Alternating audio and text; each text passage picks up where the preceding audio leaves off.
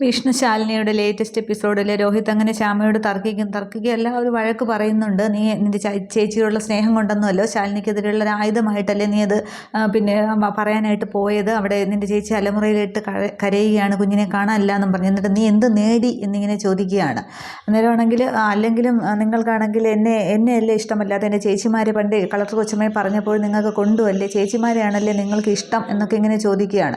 അന്നേരം ആവശ്യമില്ലാത്തത് പറഞ്ഞാലുണ്ടല്ലോ എന്ന് പറഞ്ഞിട്ട് നീ എൻ്റെ കയ്യിൽ നിന്ന് വാങ്ങിക്കുമെന്നും പറഞ്ഞ് രോഹിത്തിനെ തല്ലാനായിട്ട് കൈ ഓങ്ങുന്നുണ്ട്. പക്ഷേ ചുറ്റും ജോലിക്കാരൊക്കെ നോക്കി നിൽക്കുന്നത് കൊണ്ട് രോഹിത്ത് തല്ലുന്നില്ല. അന്നേരം പറയുന്നതാണ്, അല്ലെങ്കിലും പിന്നെ ഇങ്ങനെ നാണം കെട്ട് എനിക്ക് നിങ്ങളുടെ കൂടെ ജീവിക്കാനായിട്ട് എന്നെ മാത്രം നിങ്ങൾക്കൊരു വിലയില്ല, അതുകൊണ്ട് എന്നെ കൊല്ല് എന്നൊക്കെ പറഞ്ഞിട്ട് രോഹിത്തിൻ്റെ കൈ തന്നെ പിടിച്ച് ശ്യാമ ഇങ്ങനെ കഴുത്തിലേക്ക് വെക്കുന്നുണ്ട്. എന്നിട്ടും രോഹിത്ത് അപ്പോൾ മറ്റുള്ള ജോലിക്കാരൊക്കെ ഇങ്ങനെ നോക്കി നിൽക്കുകയാണ്. എന്നിട്ട് ഇങ്ങനെ മാനം കെട്ട് എനിക്ക് ജീവിക്കാനായിട്ട് ഇങ്ങനെ ഒരു ഭർത്താവിനെ എനിക്ക് വേണ്ട എന്നൊക്കെ ഇങ്ങനെ പറയുന്നുണ്ട്. ഈ സമയത്ത് ഗോപാലകൃഷ്ണനാണെങ്കിൽ ഓട്ടോയിൽ അവിടത്തേക്ക് വരുന്നുണ്ട്. അന്നേരം ഈ ബഹളമൊക്കെ ആ മുറ്റത്ത് നിൽക്കുമ്പോഴേ കേൾക്കുന്നുണ്ട്. അന്നേരം നിന്നെ പറഞ്ഞിട്ട് ഒരു കാര്യവുമില്ലടി, നീ തമ്മിലടുപ്പിക്കാൻ നടക്കുന്നതല്ലേ, നിനക്ക് ആരോടും ഒരു സ്നേഹമില്ല എന്നൊക്കെ പറഞ്ഞ് വീണ്ടും വഴക്ക് പറയുകയാണ്. ഗോപാലകൃഷ്ണൻ കേട്ടുകൊണ്ട് വന്നിട്ട് മതി നിർത്ത്, എവിടെ കേൾക്കാം നിങ്ങളുടെ ബഹളം എന്ന് പറയുകയാണ്. അന്നേരം വഴക്കുണ്ടാക്കുകയല്ല, ഞാൻ കാര്യങ്ങൾ പറയുകയായിരുന്നു, ഇവള് ഹോസ്പിറ്റലിൽ പോയി പിന്നെ കുഞ്ഞിനെ കാണാനില്ല, ശാരിയോട് പറയരുതായിരുന്നു എന്ന് പറയുകയാണ്. അതിന് എന്തെല്ലാം പ്രശ്നങ്ങളാണ് ഉണ്ടായതെന്ന് അറിയില്ലേ എന്ന് പറയുന്നുണ്ട്. അന്നേരം ശാരിക ഇങ്ങോട്ടെങ്ങാനും വന്നോ എന്ന് ചോദിക്കുകയാണ്. അന്നേരം ഹോസ്പിറ്റലിലില്ലേ എന്ന് ചോദിക്കുമ്പോൾ ഇല്ല, അവിടെ പിന്നീട് കുറേ പ്രശ്നങ്ങൾ ഉണ്ടാക്കി, എന്നിട്ട് അവിടെ നിന്ന് ഇറങ്ങി പോകുന്നു. ഇപ്പോൾ എങ്ങോട്ടാണ് പോയതെന്ന് അറിയില്ല.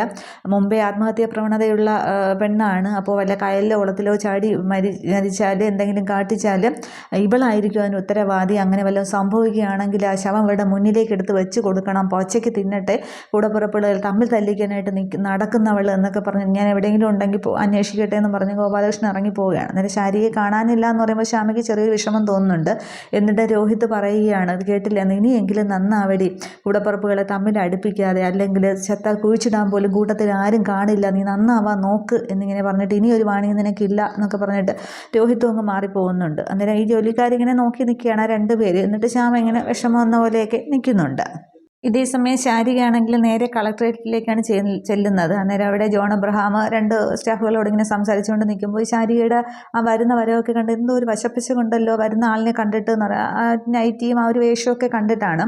അന്നേരം ആദ്യം അനുപല്ലവി ഇങ്ങോട്ട് ഇറങ്ങുന്നുണ്ട്. അന്നേരം എനിക്ക് ശാലിനിയെ കാണണമെന്ന് പറയാം. അനുപല്ലവി ഇങ്ങനെ അടിമുടി നോക്കുന്നുണ്ട് ശാരികയാണെങ്കിൽ. അന്നേരം മാഡം ഇവിടെ ഇല്ല എന്ന് പറയുമ്പോൾ നീ കാണണമെന്ന് പറയുകയാണ്. അന്നേരം ഞാൻ പറയുന്ന സത്യമാണ്, മാഡം ഇവിടെ ഇല്ല. അന്നേരം അവൾ എന്തായാലും ഇങ്ങോട്ട് വരുമല്ലോ, ഞാൻ അവളെ കണ്ടിട്ടേ പോകുമെന്നും പറഞ്ഞ് അകത്തേക്ക് കയറുകയാണ്. അന്നേരം ഇതിപ്പോൾ കളക്ടറേറ്റ് ഇളക്കി മറിക്കുമല്ലോ, എന്തോ പ്രശ്നമുണ്ടല്ലോ എന്നൊക്കെ പറഞ്ഞ് ജോണും അവരെല്ലാവരും കൂടി ഇങ്ങോട്ടത്തേക്ക് വരുന്നുണ്ട്. അന്നേരം ശാരികയാണെങ്കിൽ നേരെ ആ ശാലിനിയുടെ ചേംബറിലേക്ക് ചെന്നിട്ട് ആ ഒരു ഇങ്ങനെയൊക്കെ നോക്കുകയാണ്. എന്നിട്ട് പറയുന്നുണ്ട്, പിന്നെ ഇവിടെ മാഡം ഇല്ലാതെ ആരും ഇതിനകത്തേക്ക് കയറ്റില്ല എന്ന് പറയുകയാണ്. അന്നേരം എന്തായാലും കയറി പോയില്ലേ, ഈ കസേര ഉണ്ടല്ലോ, ഇതിൽ ഇരിക്കാനായിട്ട് അവളേക്കാൾ യോഗ്യതയുള്ളത് എനിക്കാണ്, ഇത് കിട്ടാൻ വേണ്ടി ഞാൻ ഒരുപാട് കഷ്ടപ്പെട്ടിട്ടുണ്ട് ആ കുടുംബശ്രീ ചായക്കടയിൽ, അതുകൊണ്ട് ഞാനൊന്ന് ഇരിക്കട്ടെ എന്ന് പറഞ്ഞ് അതിലേക്ക് കസേരയിലേക്ക് കയറി ഇങ്ങനെ ആകെ ദേഷ്യത്തോടെ ഇരിക്കുകയാണ്. അന്നേരം ഇത് ഇവിടെ പറ്റില്ല, ആരെങ്കിലും അറിഞ്ഞാൽ പ്രശ്നമാകും എന്നൊക്കെ പറയുമ്പോൾ ഇല്ല, അവളിവിടെ വന്നിട്ടേ കണ്ടിട്ടേ ഞാൻ പോവുകയുള്ളൂ എന്നും പറഞ്ഞ് നിൽക്കുകയാണ്. അന്നേരം നിസ്സഹായമായിട്ട് അനുപല്ലവി ഇങ്ങനെ നോക്കി നിൽക്കുമ്പോൾ ആ ഒരു ജോൺ അബ്രഹാമും കുറേ സ്റ്റാഫ് എല്ലാവരും കൂടെ അകത്തേക്ക് കയറുന്നുണ്ട്. അന്നേരം എന്താ ഇത് അനു എന്നും പറഞ്ഞ് ചോദിച്ചുകൊണ്ടാണ് വരുന്നത്. അന്നേരം ഇത് ശാലിനി മാഡത്തിൻ്റെ ചേച്ചിയാണൊന്നും പറയില്ലേ എന്ന് പറയുമ്പോൾ അതെങ്ങനെ ശരിയാവും, ഇതിങ്ങനെ ഈ ഓഫീസിന് ഒരു ഡിഗ്നിറ്റി ഉണ്ട്, അത് കീപ്പ് ചെയ്യണം, അത് നഷ്ടപ്പെടുത്താനായിട്ട് ഞാൻ സമ്മതിക്കില്ല, ഇവരാരും സമ്മതിക്കില്ല, അതുകൊണ്ട് എത്രയും പെട്ടെന്ന് ഇതിനൊരു സൊല്യൂഷൻ ഉണ്ടാക്കണം, നിങ്ങളിവിടെ നിന്ന് എഴുന്നേക്ക് എന്നിങ്ങനെ പറയുകയാണ്. അന്നേരം ഇല്ല, ഞാൻ അവൾ വന്നിട്ടേ പോകത്തുള്ളൂ, ഇവിടെ തന്നെ ഇരിക്കുമെന്ന് പറയുകയാണ്. അന്നേരം അനുപല്ലവി വീണ്ടും പറയുന്നുണ്ട്, ഒന്ന് പുറത്ത് പോകണമെന്ന്, ഇത് പ്രശ്നമാണോ എന്നൊക്കെ പറയുമ്പോൾ ഇല്ല എന്നും പറഞ്ഞ് ആകെ ദേഷ്യത്തിൽ ശാരിക ആരെയും വകവയ്ക്കാൻ നിൽക്കുകയാണ്. അന്നേരം ജോൺ അബ്രഹാം പറയുന്നുണ്ട്, നിങ്ങൾ ചേച്ചിയൊക്കെ ആയിരിക്കാം, പക്ഷേ പുറത്ത് വിസിറ്റേഴ്സിനുള്ള ചെയറുണ്ട്, അവിടെയാണ് പോയിരിക്കേണ്ടതെന്ന് പറയുമ്പോൾ ശാരിക ഒരു വിധത്തിൽ സമ്മതിക്കുന്നില്ല. അന്നേരം അനുപല്ലവിയോട് ജോൺ പറയുന്നുണ്ട്, ഇത് സമ്മതിക്കില്ല, എന്താണെന്ന് വെച്ചാൽ പെട്ടെന്ന് ചെയ്യണം. അന്നേരം ഞാൻ മാഡത്തെ വിളിച്ചൊന്ന് സംസാരിക്കട്ടെ എന്ന് പറയുമ്പോൾ എങ്കിൽ എത്രയും പെട്ടെന്ന് വേണം എന്നിങ്ങനെ പറയുകയാണ്. അന്നേരം അനുപല്ലവി ഫോൺ എടുത്തുകൊണ്ട് ശാലിനിയെ വിളിക്കാനായിട്ട് പുറത്തേക്ക് ഇറങ്ങുന്നുണ്ട്. അന്നേരവും വീണ്ടും ജോൺ ചോദിക്കുന്നുണ്ട് ശാരിയോട്, നിങ്ങളത് എണീക്കില്ലേ? അന്നേരം ഇല്ല, ഞാൻ എണീക്കില്ല, അവൾ വരട്ടെ എന്നും പറഞ്ഞ് ദേഷ്യത്തിൽ നിൽക്കുകയാണ്. പക്ഷേ ഈ ഒരു സിറ്റുവേഷനൊക്കെ കാണുമ്പോൾ ജോണിനാണെങ്കിൽ ആകെപ്പാടെ സന്തോഷമാവുകയാണ്. ഇതൊരു കലക്കും അല്ലേന്നും പറഞ്ഞ് ജോൺ ഇതിങ്ങനെ ആഘോഷിച്ച് നോക്കി നിൽക്കുകയാണ്. പക്ഷേ അതൊരു ഫോട്ടോയോ വീഡിയോ ഒന്നും ആരും എടുക്കുന്നതായിട്ട് സീനിൽ കാണിക്കുന്നില്ല. ഇതേ സമയം ശിവനാണെങ്കിൽ കുട്ടികളെയും കൊണ്ട് സ്കൂൾ വിട്ട് നേരെ വീട്ടിലേക്ക് വരുന്നുണ്ട്. അന്നേരം റാണി അവിടെ ഉണ്ട്. അന്നേരം കുട്ടികളിങ്ങനെ ചെല്ലുകയാണ്. അന്നേരം ചന്ദ്ര എവിടെയും ചോദിക്കും. ചന്ദ്രയും പ്രകാശനും കൂടി ഷോപ്പിങ്ങിനായിട്ട് പുറത്തേക്ക് പോയി എന്ന് പറയുകയാണ്. പിന്നെ കുട്ടികൾക്ക് ചായ എടുക്കാമെന്ന് പറഞ്ഞ് റാണി അകത്തേക്ക് പോകുന്നുണ്ട്. അന്നേരം കുട്ടികൾ പറയുകയാണ്, പിന്നെ ചന്ദ്ര ആൻറ്റിക്ക് ഞങ്ങൾ വന്നിട്ട് പോയാൽ മതിയായിരുന്നു, പിന്നെ ഞങ്ങൾക്കും കുറച്ച് സാധനങ്ങൾ വാങ്ങാനുണ്ടായിരുന്നു. അന്നേരം അങ്ങയുടെ സാധനങ്ങളൊക്കെ ഒരുക്ക് സാധനങ്ങളാണ് പറയുന്നത്. അന്നേരം അതൊക്കെ സത്യാമ്മയുടെ വീട്ടിലായിപ്പോയില്ലേ. അന്നേരം ശിവൻ പറയാം, രണ്ടുപേർക്ക് ഓരോ മേക്കപ്പ് ബോക്സ് തന്നെ വാങ്ങിച്ച് തന്നേക്കാന്ന് പറഞ്ഞ് അവരിങ്ങകത്തേക്ക് കയറുമ്പോൾ റാണി ചായയായിട്ട് വരുന്നുണ്ട്. ചായയും ബിസ്ക്കറ്റൊക്കെ കൊടുക്കുകയാണ്. അന്നേരം പിന്നെ ഇനി ചായ അമ്മക്ക് സാധനം വാങ്ങിച്ചു കൊടുത്ത് റാണി ആൻറ്റിയെ കൊടുത്ത് നാളെ പലഹാരമൊക്കെ ഉണ്ടാക്കിയാന്ന് പറയുകയാണ്. ഈ ക്ഷീണിച്ച് വരുന്ന കുട്ടികൾക്ക് ചായയും ബിസ്ക്കറ്റും ഒന്നും ഏക്കില്ല എന്നിങ്ങനെ ശിവൻ പറയുമ്പോൾ സാധനങ്ങൾ വാങ്ങിച്ചു തന്നാൽ ഞാൻ ഉണ്ടാക്കാം, ഞാൻ പഴംപൊരി ഉണ്ടാക്കി തരാമെന്നൊക്കെ പറയുകയാണ്. തുടർന്ന് ഈ ചായ കുടിച്ചുകൊണ്ടിരിക്കുമ്പോൾ പപ്പി ചോദിക്കുന്നുണ്ട്, അങ്കിൾ ഞാനൊരു കാര്യം ചോദിക്കട്ടെ, നമ്മുടെ അച്ഛൻ എന്താ തിരിച്ചു വരില്ലേ? സത്യാമ്മ പറയുന്നതൊക്കെ അച്ഛനെക്കുറിച്ച് പറയുന്നതൊക്കെ ഉള്ളതാണോ? അച്ഛൻ ജീവിച്ചിരിപ്പില്ലേ എന്നൊക്കെ ചോദിക്കുമ്പോൾ ശിവൻ പെട്ടെന്നൊരു മൈൻഡ് ഔട്ട് ആവുന്നുണ്ട്. എന്നിട്ട് പറയുകയാണ്, ഇല്ല അച്ഛൻ ജീവിച്ചിരിപ്പുണ്ട്, ഉണ്ട് മക്കളെ, നിങ്ങളെ കാണാൻ വരുമെന്ന് പറയുകയാണ്. അമ്മയോടുള്ള ദേഷ്യം കൊണ്ട് സത്യാമ്മ വെറുതെ പറയണം ആണെന്ന് പറയുമ്പോൾ വരുമോ എന്നിങ്ങനെ കുട്ടികൾ ചോദിച്ചുകൊണ്ടിരിക്കുകയാണ്. അന്ന് പെട്ടെന്ന് ആ ഒരു സിറ്റുവേഷൻ അങ്ങ് മാറ്റാൻ വേണ്ടി ശിവൻ പറയുന്നുണ്ട്, ഇപ്പോഴാണ് ഞാൻ ഓർത്തത്, നമുക്കിന്ന് പുറത്ത് പോയി ഭക്ഷണം കഴിച്ചാലോ എന്ന് ചോദിക്കുകയാണ്. ചെറിയൊരു കറക്കം ആവാന്ന്. അന്നേരം അത് നല്ലത് തന്നെയാണെന്ന് പറയുമ്പോൾ എങ്കിൽ നിങ്ങൾ പെട്ടെന്ന് പോയി കുളിച്ചേന്ന് പറയുകയാണ്. അന്നേരം ആണെങ്കിൽ ഈ കുട്ടികൾ അങ്ങോട്ട് എഴുന്നേൽക്കുമ്പോൾ ശാലിനിയുടെ വണ്ടി വരുന്നുണ്ട്. അന്നേരം അമ്മ ഇന്ന് നേരത്തെ ആണല്ലോ എന്ന് പറയുമ്പോൾ ശാലിനി ഓടിങ്ങ അകത്തേക്ക് കയറുകയാണ്. അന്നേരം എന്താ ശാലിനി നേരത്തെ എന്ന് ചോദിക്കുമ്പോൾ പിന്നെ സബ്മിറ്റ് ചെയ്യേണ്ട ഒരു ഫയലുണ്ടായിരുന്നു, രാവിലത്തെ തിരക്കിനിടയിൽ അത് എടുക്കാൻ മറന്നു, എടുക്കാനാണ് വന്നതെന്ന് പറഞ്ഞുകൊണ്ട് ശാലിനി അകത്തേക്ക് കയറാൻ തുടങ്ങുമ്പോൾ പപ്പി പറയുന്നുണ്ട്, അമ്മേ നമ്മൾ പുറത്ത് പോവുകയാണ്, അമ്മയും വരുന്നോ എന്ന് ചോദിക്കുകയാണ്. അന്നേരം നിങ്ങൾ പോയി അടിച്ചു പൊളിച്ചോ, അമ്മ വരുന്നില്ല എന്ന് പറയുകയാണ്. എന്നാൽ ശാലിനിയും അകത്തേക്ക് കയറുന്നുണ്ട്. അന്നേരം ശിവനോട് ഈ കുട്ടികൾ പറയുകയാണ്, അമ്മയും കൂടി ഉണ്ടായിരുന്നെങ്കിൽ നല്ലതായിരുന്നു എന്ന്. അന്നേരം ആണോ, എങ്കിൽ പിന്നെ നിങ്ങളുടെ അമ്മ വരുന്നത് വരെ വെയിറ്റ് ചെയ്യാം, നിങ്ങളുടെ ഇഷ്ടം എന്താണോ അതുപോലെ ഞാൻ അമ്മയെ പറഞ്ഞ് സമ്മതിപ്പിക്കാം എന്നൊക്കെ പറയുമ്പോൾ കുട്ടികൾക്ക് ആപ്പാടെ സന്തോഷമാവുന്നുണ്ട്. രാമേട്ടൻ അവിടെ കാറിൻ്റെ വെളിയിൽ ഇങ്ങനെ വെയിറ്റ് ചെയ്ത് നിൽക്കുകയാണ്. ഈ സമയത്ത് പിന്നെ ശാലിനി ആണെങ്കിൽ അകത്തുനിന്ന് ഫയലും എടുത്തുകൊണ്ട് ഇങ്ങോട്ടത്തേക്ക് ഇറങ്ങുമ്പോൾ ആ ഒരു കട്ടൽപ്പടിയിൽ തട്ടിയൊക്കെ ചെരുപ്പ് തട്ടുമ്പോൾ ശാലിനി അങ്ങ് വീഴാൻ പോകുമ്പോൾ ശിവൻ ഓടിച്ചൊന്ന് പിടിക്കുകയാണ് ശാലിനി. അന്നേരം ശിവൻ്റെ ആ ഒരു നെഞ്ചിലേക്ക് ഇങ്ങനെ ശാലിനി കൈവയ്ക്കുന്നുണ്ട്. അന്നേരം അന്നലെ ആ പ്രൊമോയിൽ കാണിച്ച ആ ഒരു എർത്തടിക്കുന്ന പോലെ ഒരു സീനൊക്കെ കാണിക്കുകയാണ്. അന്നേരം ഇവർ രണ്ടുപേരും ഇങ്ങനെ മുഖത്തോട് കണ്ണിലേ നോക്കുന്നുണ്ട്. അന്നേരം ശിവൻ്റെ ആ ഒരു നെഞ്ചിൽ കൈവച്ച ആ ഒരു സ്പാർക്കാണ് ശാലിനി ശ്രദ്ധിക്കുന്നത്. പക്ഷേ ശാലിനിയുടെ കണ്ണുകളിലേക്ക് ഇങ്ങനെ ശിവൻ നോക്കുകയാണ്. അങ്ങനെ നിൽക്കുമ്പോൾ പെട്ടെന്നാണെങ്കിൽ ഈ കുട്ടികൾ എന്നും പറഞ്ഞ് അങ്ങോട്ട് കൈയടിക്കുകയാണ്.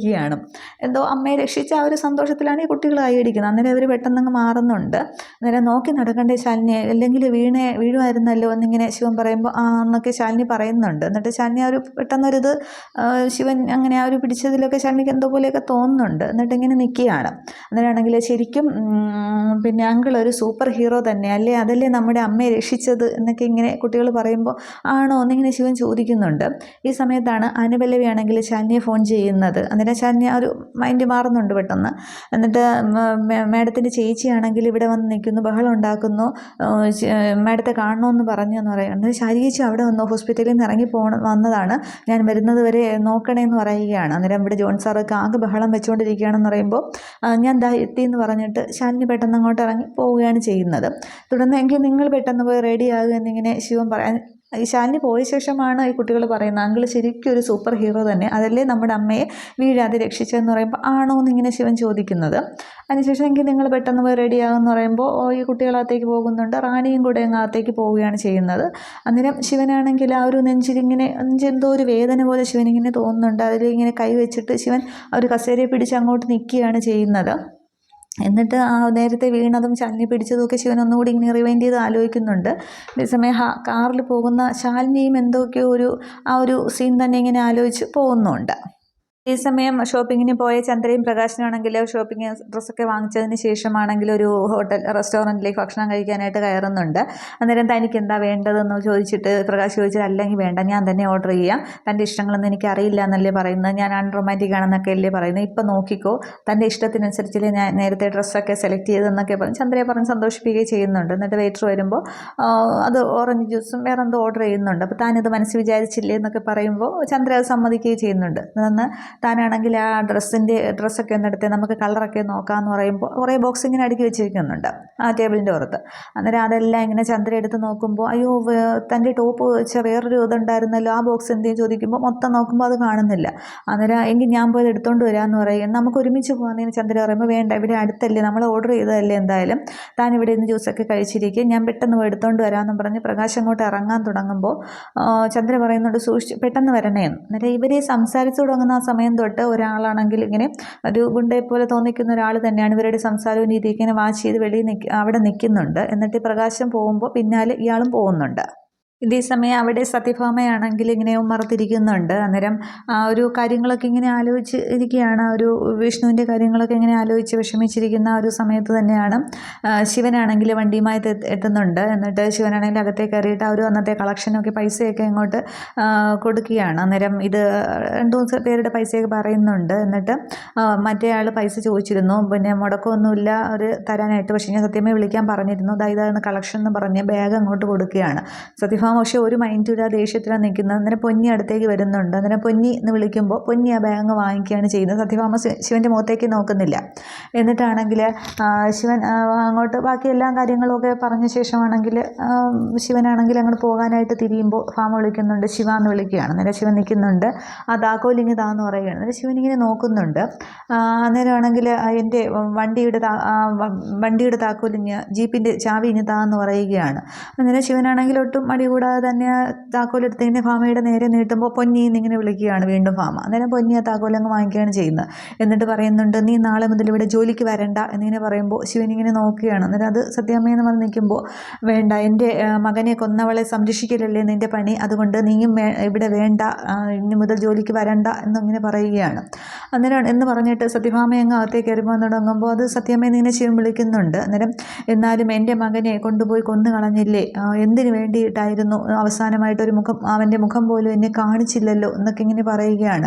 എൻ്റെ മകൻ്റെ മരണത്തിൽ ഇപ്പോൾ നിനക്കും കൂടി പങ്കുണ്ടോ എന്ന് എനിക്ക് സംശയമുണ്ട് എന്ന് പറയുമ്പോൾ ഇല്ല സത്യാമ്മ, എൻ്റെ മനസ്സിൽ പോലും കണക്കൂട്ടാത്ത കാര്യങ്ങളാണ് ഞാൻ പറഞ്ഞു വയ്ക്കുന്നത്, വിഷ്ണു മരിച്ചതിൽ എനിക്കോ ശാലിനിക്കോ എന്നിങ്ങനെ പറയുമ്പോൾ വേണ്ട, ഇനി അത് പറയേണ്ട, ഒരിക്കലും സത്യങ്ങളൊക്കെ പുറത്ത് വരിക തന്നെ ചെയ്യും, അതിൽ കൂട്ടുപ്രതിയുടെ പേരിൽ നിൻ്റെ പേരില്ലാതിരിക്കട്ടെ എന്ന് തന്നെയാണ് ഞാൻ പ്രാർത്ഥിക്കുന്നത്. കാരണം ഒരു മകനെ പോലെയാണ്, വിഷ്ണുവിനെ പോലെ തന്നെയാണ് ഞാൻ നിന്നെ സ്നേഹിച്ച രാഘവേട്ടനും അതുപോലെ തന്നെയാണ്, പാല് തന്നെ തന്ന കൈക്ക് തന്നെ നീ കൊത്തിയില്ലേ, അനാഥ പ്രേതം പോലെ അവൻ്റെ ശരീരം നിങ്ങൾ എവിടെയോ കൊണ്ടുപോയി കളഞ്ഞില്ലേ, എന്തിനു വേണ്ടിയായിരുന്നു, നിനക്ക് എന്ത് കിട്ടിയതിൽ നിന്നൊക്കെ ചോദിക്കുമ്പോൾ ഞാൻ ചിന്തിക്കാത്ത കാര്യങ്ങളാണ് എന്നൊക്കെ ഇങ്ങനെ പറയുമ്പോൾ നീ അത് ചെയ്തു എന്നല്ല കൂട്ടുനിന്നു എന്നാണ് ഞാൻ പറഞ്ഞത്, നിൻ്റെ മൗനാനുവാദം അവൾക്കൊരു ഇതായിട്ട് കൂട്ടുനിന്ന് അവൾക്ക് എന്തായാലും ഒറ്റയ്ക്ക് ഇതൊന്നും ചെയ്യാനായിട്ട് സാധിക്കില്ല, എന്നാലും എൻ്റെ മകൻ എന്ന് പറഞ്ഞ് ഭാമ ഇത് അമ്മയുടെ ശാപമാണ്, നീ ഒരിക്കലത്തും രക്ഷപ്പെടില്ല എന്നൊക്കെ ഇങ്ങനെ പറഞ്ഞ് ഭാമ കരയുകയാണ്. അന്നേരം ശിവനിങ്ങനെ നോക്കി നിൽക്കുന്നേ ഉള്ളൂ, പൊന്നിയെ നോക്കി നിൽക്കുന്നു. ഇത്രയുമാണ് ഒരു എപ്പിസോഡിൽ കാണിക്കുന്നത്. അപ്പോൾ അടുത്ത എപ്പിസോഡിൽ ആ ഒരു പ്രകാശനം അവിടെ ഒരു ആക്സിഡൻറ്റ് ഉണ്ടാവുകയാണ് ചെയ്യുന്നത്. അതൊരു മഹേന്ദ്രൻ കരുതി കൂട്ടി ചെയ്യുന്നതാവണം. പിന്നീട് അവിടെ ശാരികയാണെങ്കിൽ പിന്നെ ശാലിനി തിരിച്ച് കളക്ട്രേറ്റിൽ ചെല്ലുമ്പോഴും ശാരിക അവിടെ നിന്ന് പോകുമെന്ന് തോന്നുന്നു. അതിനി എന്ത് സംഭവിക്കും എന്നുള്ളതൊക്കെ നമുക്ക് അടുത്ത എപ്പിസോഡിൽ കാണാം. Okay, thank you.